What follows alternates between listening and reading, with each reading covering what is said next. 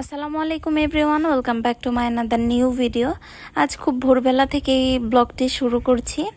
এখানে আমি motor start দিয়ে পানি তুলে নিচ্ছি। এখানে কিছু কাপড় ধুবো এবং খাওয়ার পানি সেজন্য উঠিয়ে নিচ্ছি। ইউজুয়ালি আমাদের টিউবওয়েলের পানি খাওয়া হয় না, কারণ টিউবওয়েলের পানিতে আর্সেনিক আছে, খেলে প্রবলেম হতে পারে। এর জন্য আমরা মোটর থেকেই পানি উঠিয়ে খাই। এখানে আমি খাবার পানিটা নিয়ে নিচ্ছি। আল্লাহর রহমতে উমাইদের জ্বরটা এখন বেশ ভালো হয়েছে। এবার আমি ভাত বসিয়ে দিচ্ছি রাইস কুকারে। আম্মু সব কিছু করেই দিয়ে গিয়েছিল, আমি জাস্ট লাইনটা দিয়ে দিলাম। এরপর আমি ঘরের সামনেটা একটু ঝাড়ু দিয়ে নিলাম। প্রচণ্ড ধুলোবালি আছে, দিনে 5-6 বার ঝাড়ু দিলেও কোনো কাজ হয় না। গ্রামের বাড়ি এরকমই, চাইলেও আপনি কোনোভাবেই পরিষ্কার রাখতে পারবেন না। এরপর আমি একটা ডিম নিয়ে নিচ্ছি সিদ্ধ দেওয়ার জন্য, উমাইদকে দেখি খাওয়াতে পারি কিনা। এমনিতেও কোনো ধরনের খাবারই খায় না। সো এখন আমি গতকালের কিছু বাজার রাখতেছি। এখানে ছিল পেঁয়াজ আর আলু, শেষ হয়ে গিয়েছিল, এগুলো আব্বু নিয়ে এসেছে।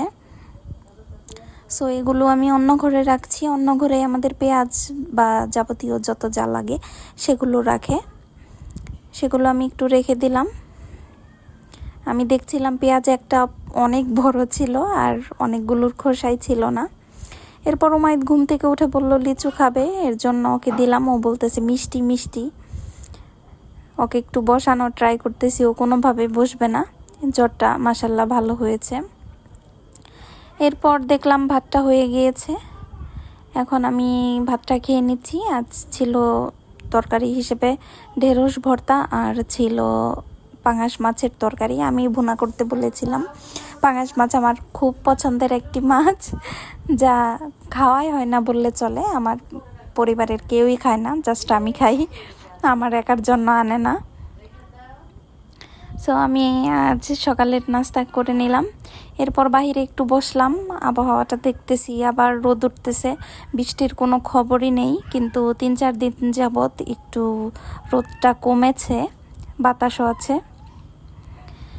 এরপর আমি প্রতিনিয়ত চলে গেলাম গোলাপ গাছটার সামনে, দেখলাম কলিগুলো মাশাল্লাহ বড় হয়ে যাচ্ছে।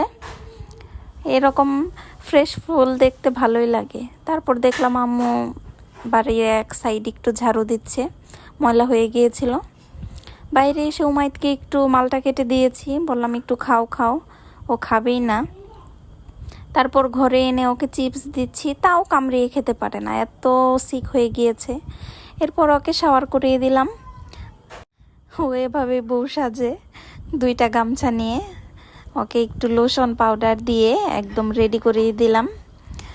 জ্বরে একদম শেষ হয়ে গিয়েছে আমার সোনা পাখিটা। এরপর ওকে ঘুম পাড়িয়ে আমিও কিছুক্ষণ শুয়েছিলাম। বিকেলবেলা কাপড় গুছাচ্ছি, কারণ আমার যাওয়ার সময় হয়ে গিয়েছে, চলে যাব কালকে। সো আস্তে আস্তে সব গুছাচ্ছি, যা যা লাগে দেখছি কি কি নেওয়া যায়। এই ছোট ফ্যানটা উমাইদের জন্য কিনেছি, জাস্ট ট্রাভেলিংয়ের জন্য। এরপর বিকেলবেলা ও দেখি মুরগিকে এভাবে চাল খাওয়াচ্ছে, এটা দেখে আমার খুব হাসি পাচ্ছিল। একদমই ভয় নেই, এখানে এসে ওর সব ভয় চলে গিয়েছে। দেন সন্ধ্যা টাইমে দেখি আম্মু আম ভর্তা করেছে, আমিও একটু খেয়ে নিলাম। এটাই ছিল আমার ফার্স্ট আম ভর্তা খাওয়া, খুবই মজা লাগলো, কিন্তু দাঁতের জন্য তো আমি খেতেই পারলাম না। So that's it.